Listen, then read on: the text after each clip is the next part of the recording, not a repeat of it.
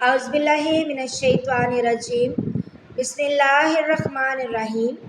عبداللہ بن مبارک نے خبر دی، انہوں نے کہا کہ ہم کو یونس بن یزید نے زہری سے خبر دی۔ انہوں نے کہا کہ میں نے صائب بن یزید سے یہ سنا کہ جمعہ کی پہلی اذان رسول اللہ صلی اللہ علیہ وآلہ وسلم اور حضرت ابو بکر اور حضرت عمر رضی اللہ تعالیٰ عنہما کے زمانے میں اس وقت دی جاتی تھی جب امام منبر پر بیٹھ جاتا۔ جب حضرت عثمان بن عفان رضی اللہ تعالیٰ عنہ کا دور آیا اور نمازیوں کی تعداد بڑھ گئی تو آپ نے جمعہ کے دن ایک تیسری اذان کا حکم دیا۔ یہ اذان مقامی زہرا پر دی گئی اور بعد میں یہی دستور قائم رہا۔ صحیح بخاری حدیث نمبر 916۔ ابو حازم بن دینار نے بیان کیا کہ کچھ لوگ حضرت سہل بن سعد ساعدی رضی اللہ تعالیٰ عنہ کے پاس آئے۔ ان کا آپس میں اس پر اختلاف تھا کہ ممبر نبوی الصلاۃ والسلام کی لکڑی کس درخت کی تھی، اس لیے سعد رضی اللہ تعالیٰ عنہ سے اس کے متعلق دریافت کیا گیا۔ آپ نے فرمایا، خدا گواہ ہے، میں جانتا ہوں کہ ممبر نبوی کس لکڑی کا تھا۔ پہلے دن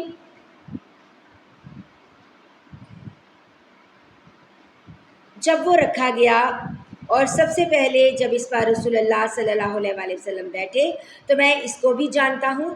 رسول اللہ صلی اللہ علیہ وآلہ وسلم نے انصار کی فلاں عورت کے پاس، جن کا حضرت سعد رضی اللہ تعالیٰ عنہ نے نام بھی بتایا تھا، آدمی بھیجا کہ وہ اپنے بڑئی غلام سے میرے لیے لکڑی جوڑ دینے کے لیے کہیں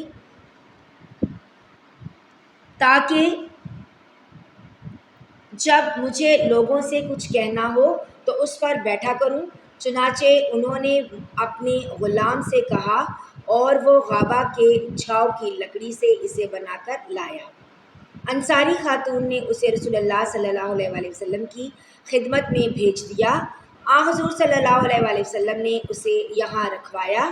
میں نے دیکھا کہ رسول اللہ صلی اللہ علیہ وآلہ وسلم نے اسی پر کھڑے ہو کر نماز پڑھائی، اسی پر کھڑے کھڑے تکبیر کہی،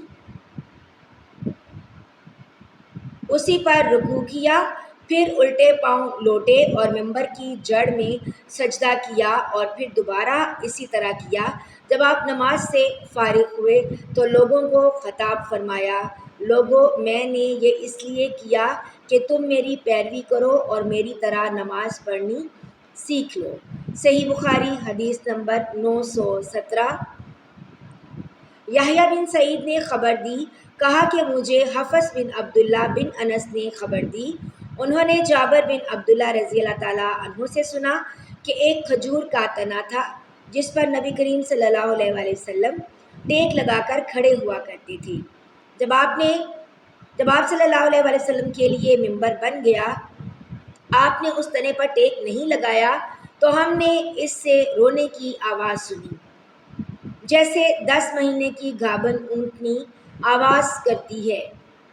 نبی کریم صلی اللہ علیہ وآلہ وسلم نے ممبر سے اتر کر اپنا ہاتھ اس پر رکھا، تب وہ آواز موقوف ہوئی اور سلیمان نے یحییٰ سے یوں حدیث بیان کی کہ مجھے حفص بن عبداللہ بن انس نے خبر دی اور انہوں نے جابر سے سنا۔ صحیح بخاری حدیث نمبر 918۔ ابن ابی ذئب نے بیان کیا، ان سے زہری نے، ان سے سالم، ان سے ان کے باپ نے فرمایا کہ میں نے نبی کریم صلی اللہ علیہ وآلہ وسلم سے سنا، آپ صلی اللہ علیہ وآلہ وسلم نے ممبر پر خطبہ دیتے ہوئے فرمایا کہ جو جمعہ کے لیے آئے وہ پہلے غسل کر لیا کرے۔ صحیح بخاری حدیث نمبر 919۔ خالد بن حارث نے بیان کیا، انہوں نے کہا کہ ہم سے عبید اللہ بن عمر نے نافع سے بیان کیا، ان سے حضرت عبداللہ بن عمر رضی اللہ تعالیٰ عنہ نے کہ نبی کریم صلی اللہ علیہ وآلہ وسلم کھڑے ہو کر خطبہ دیتے تھے، پھر بیٹھ جاتے اور پھر کھڑے ہوتے، جیسے تم لوگ بھی آج کل کرتے ہو۔ صحیح بخاری حدیث نمبر 920۔